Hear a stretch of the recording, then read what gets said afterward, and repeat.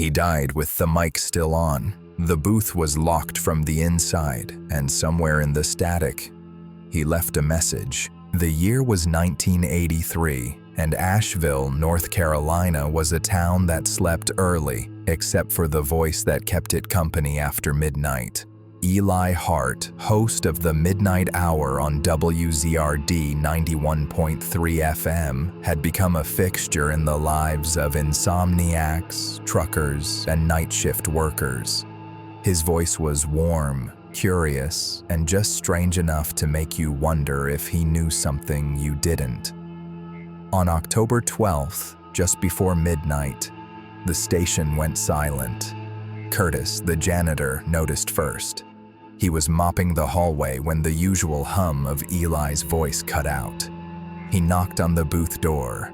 No answer. He tried the handle. Locked. He called the manager. They called the police. Eli was found slumped over the console, headphones still on, mic still live. No signs of struggle, no blood, no forced entry. The booth was sealed from the inside. The coroner ruled it a heart attack. Natural causes, case closed. But Detective Mara Ellison, who had tuned into Eli's show for years, remembered something strange about that final broadcast. It hadn't ended with music. It hadn't ended at all. It had dissolved into static. And then, a whisper. 91.3 FM recorded every show on reel-to-reel tapes stored in the basement. Mara requested the archive. Eli's final broadcast was labeled Midnight Hour, October 12th. She played it back in her office. Lights off, headphones on. The show began normally. Eli discussed Appalachian folklore, took a call from a trucker near Boone, played a jazz track. Then, at 11:43 p.m., his tone shifted. "There's something I've been meaning to say," Eli said. "Something I've kept quiet for too long." Then static, then breathing, then a whisper. "He's here." Mara froze. It wasn't Eli's voice. Lyle Monroe, the station's audio engineer, had worked with Eli for over a decade. He was the one who cleaned up the tapes, removed background noise, and archived the shows. Eli was meticulous, Lyle said. He edited his own shows before I even touched them. Always left notes. Always time-stamped everything Mara showed him the final tape. Lyle frowned. "This part, the whisper, it's layered." Eli added it manually. "It's not live audio." "Why would he do that?" Mara asked. Lyle hesitated. Maybe he knew something was coming. Eli lived alone in a cabin tucked into the Blue Ridge foothills. His place was quiet. Books, vinyl records, old radio equipment. In his desk drawer, Mara found a leather-bound journal. The last entry was dated October 10th. "I've been followed. Not by a person, by a sound. It started as static, then breathing, then words. I hear it even when the mic is off. I think it's in the booth." The final line was underlined twice. "If I die on air, it's because I let it speak." Mara returned to the station. The booth had been cleaned, reopened, but something felt off. The air was colder. The walls seemed tighter. She sat in Eli's chair, turned on the mic, and listened. Nothing. Then she noticed the console. One button was taped over, labeled a UXIN. She peeled back the tape, pressed it. The speakers crackled. Then a voice. "You're not him." Mara froze. The voice was faint, female, familiar. She checked the input source. It wasn't connected to anything. Eli had recently aired a segment on the Cold Creek murders, a case from 1950 where a woman named Marla Vance, a former radio host, was found dead in her home. Her final broadcast ended with static. Her body was discovered the next morning. No suspects, no motive.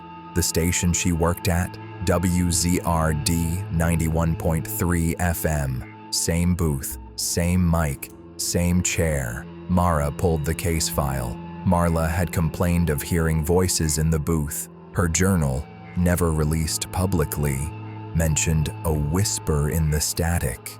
Eli had quoted her on air. She said the booth remembers. Lyle called Mara the next day. "I found something," he said. Eli left a second tape, hidden behind the panel in the booth. They played it together. Eli's voice came through, shaky. "If you're hearing this, I'm gone. I wasn't sick. I wasn't scared. I was curious." The voice started after I aired Marla's story. "I think it's her. I think she wants to be heard." Then a pause. "She speaks through static. She's in the wires, in the booth. I let her in." Then silence. Mara brought in a forensic audio analyst. They ran spectral scans on the whisper. The waveform was strange, not human, not synthetic. It pulsed like a heartbeat. It matched a frequency used in Cold War signal jamming, a ghost frequency. The analyst looked pale. "This isn't a voice," he said. "It's a signal. It's been bouncing around for decades. Someone, or something, is embedding it into broadcasts." Mara asked the obvious question. "Why Eli?" The analyst shrugged. Maybe he was the first to listen. Mara returned one final time. Midnight. Alone. The station was dark, the hallway quiet. She walked past the empty sound room, past the shelves of archived tapes until she reached the booth. It looked smaller than before. Or maybe she had grown. Not in size, but in knowing. She stepped inside, closed the door, locked it behind her. The chair creaked as she sat. The console blinked softly, waiting. She reached for the mic, switched it on, pressed a UXIN. Static, then breathing, then a voice. "You found me." It wasn't angry, it wasn't pleading, it was relieved. Mara didn't speak. "He let me speak.